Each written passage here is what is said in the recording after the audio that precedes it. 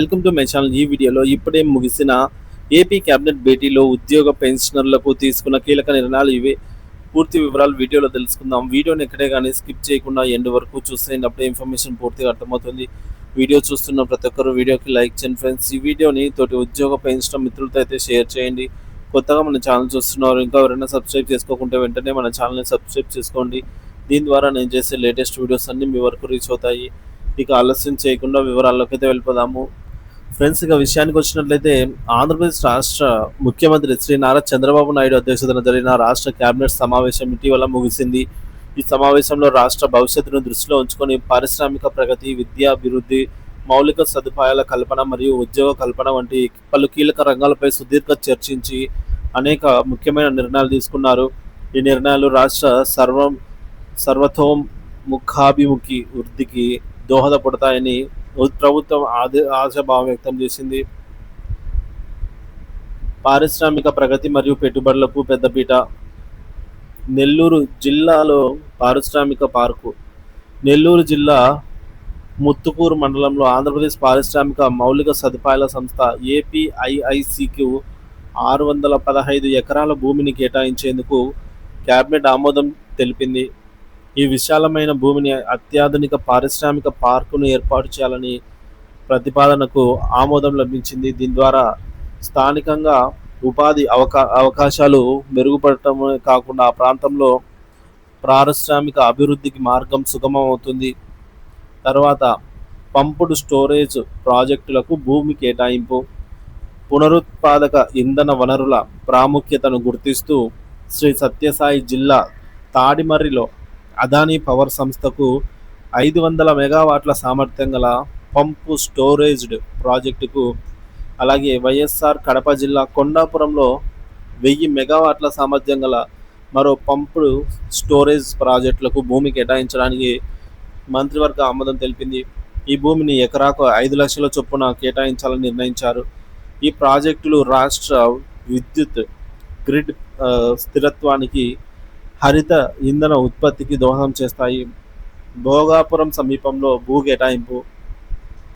భోగాపురం అంతర్జాతీయ విమానాశ్రయానికి సమీపంలో అనుబంధ అభివృద్ధి కార్యక్రమాల కోసం 500 ఎకరాల భూమిని కేటాయించాలన్న మంత్రుల బృందం ప్రతిపాదనకు కేబినెట్ ఆమోదం తెలిపింది. ఇది ఆ ప్రాంత సమగ్ర అభివృద్ధికి, విమానాశ్రయ ఆధారిత పరిశ్రమల ఏర్పాటుకు ఊతమిస్తుంది. ఏపీ లెదర్ ఫుట్వేర్ పాలసీ 4.0 రాష్ట్రంలో పాదరక్షకల తయారీ రంగాన్ని మరింత ప్రోత్సహించేందుకు, నూతన పెట్టుబడులను ఆకర్షించేందుకు AP leather and footwear policy 4.0కు మంత్రివర్గం ఆమోదం తెలిపింది. ఈ నూతన పాలసీ ద్వారా ఎగుమతులను పెంచడము, నైపుణ్య అభివృద్ధి మరియు ఉపాధి కల్పన లక్ష్యంగా పెట్టుకున్నారు. పెట్టుబడుల ప్రోత్సాహక బోర్డు ఆమోదాలు. రాష్ట్ర పెట్టుబడుల ప్రోత్సాహక బోర్డు ఎస్ఐపిబి ద్వారా ఇప్పటికే ఆమోదం పొందిన 11 పారిశ్రామిక సంస్థల ప్రతిపాదనలకు కేబినెట్ తుది ఆమోదం తెలిపింది.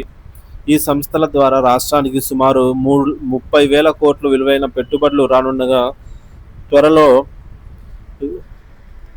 తద్వారా దాదాపు 35,000 మంది ప్రత్యక్షంగా మరియు పరోక్షంగా ఉపాధి అవకాశాలు అయితే లభిస్తాయని అంచనా. ఇది రాష్ట్ర ఆర్థిక వ్యవస్థకు గణనీయమైన ఊపునిస్తుంది. విద్యారంగానికి ప్రాధాన్యత. స్పెషల్ ఎడ్యుకేషన్ టీచర్ల నియామకము. విద్యా వ్యవస్థలో సమ్మిళిత విద్యకు ప్రాధాన్యతమిస్తూ ప్రత్యేక అవసరాలు గల విద్యార్థుల కోసం 2260 స్పెషల్ ఎడ్యుకేషన్ టీచర్ పోస్టుల నియామకానికి కేబినెట్ ఆమోదం తెలిపింది.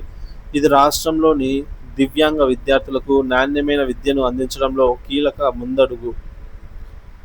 పొట్టి శ్రీరాములు తెలుగు విశ్వవిద్యాలయం తరలింపు.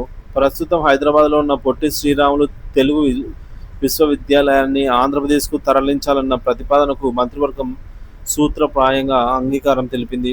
దీని ద్వారా తెలుగు రాష్ట్రంలో భాషా, సాహిత్యం, సాంస్కృతిక పరిరక్షణ మరియు అభివృద్ధికి మరింత ఊతం లభిస్తుంది.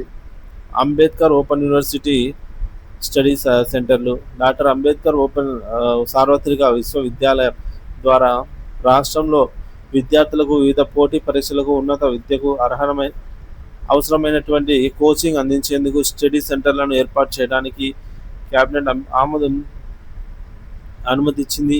ఇది దూర విద్య ద్వారా చదువుకుంటున్న వారికి, శిక్షణ అవసరమైన వారికి ఎంతగానో ఉపయోగపడుతుంది. అమరావతిలో లీగల్ యూనివర్సిటీ. రాజధాని అమరావతిలో bar council of India BCI సహకారంతో ఒక ఉన్నత స్థాయి లీగల్ యూనివర్సిటీని ఏర్పాటు చేసే ప్రతిపాదనకు కేబినెట్ ఆమోదం తెలిపింది. ఇది రాష్ట్రంలో న్యాయ విద్యా పరిమాణాలను పెంచడమే కాకుండా న్యాయవాద వృత్తి నిపుణులను చేయడంలో కీలక పాత్ర పోషిస్తుంది. ఇక ఇతర కీలక అంశాలు మరియు ముఖ్యమంత్రి సూచనలు. రేషన్ సరుకుల పంపిణీపై చర్చ. ప్రస్తుతం అమల్లో ఉన్న రేషన్ పంపిణీ విధానంతో పాటు దుకాణాల ద్వారా ఇతర నిత్యావసర సరుకులను కూడా పంపిణీ చేసే ప్రతి ప్రతిపాదనపై క్యాబినెట్లో చర్చ జరిగింది. సో దీనిపై మరింత అధ్యయనం చేసి తగిన నిర్ణయం తీసుకునే అవకాశం ఉంది. మద్యం కుంభకోణంపై పారదర్శక విచారణ. రాష్ట్రంలో ఇటీవల వెలుగు చూసిన మద్యం కుంభకోణంపై విచారణ అత్యంత పారదర్శకంగా, నిష్పక్షపాతంగా జరుగుతుందని ముఖ్యమంత్రి చంద్రబాబు నాయుడు స్పష్టం చేశారు. ఈ విషయంలో ఎవరూ తొందరపడే అనవసర వ్యాఖ్యలు చేసి వివాదాలకు తావివ్వద్దని మంత్రులకు ఆయనే సూచించారు. చట్టం తన పని తను చేసుకుపోతుంది అని దోషులు ఎవరైనా కఠిన చర్యలు తప్పవని హెచ్చరించారు. యోగా దినోత్సవం. ప్రధానమంత్రి నరేంద్ర మోదీ పిలుపు మేరకు అంతర్జాతీయ యోగా దినోత్సవాన్ని రాష్ట్ర వ్యాప్తంగా విజయవంతంగా నిర్వహించాలని, ప్రజల్లో ఆరోగ్యంపై అవగాహన కల్పించాలని ముఖ్యమంత్రి కోరారు. మంత్రివర్గ సమావేశంలో అజెండాలోని అంశాలపై చర్చ ముగిసిన అనంతరం రాష్ట్రంలోని తాజా రాజకీయ స్థానిక పరిణామాలపై కూడా ముఖ్యమంత్రి చంద్రబాబు నాయుడు మంత్రులతో సమీక్షించారు. పరిపాలనలో పారదర్శకత, జవాబుదారీతనం ఉండేలాగా చూడాలని, ప్రజా సమస్యల పరిష్కారానికి అధిక ప్రాధాన్యత ఇవ్వాలని దిశానిర్దేశం చేశారు.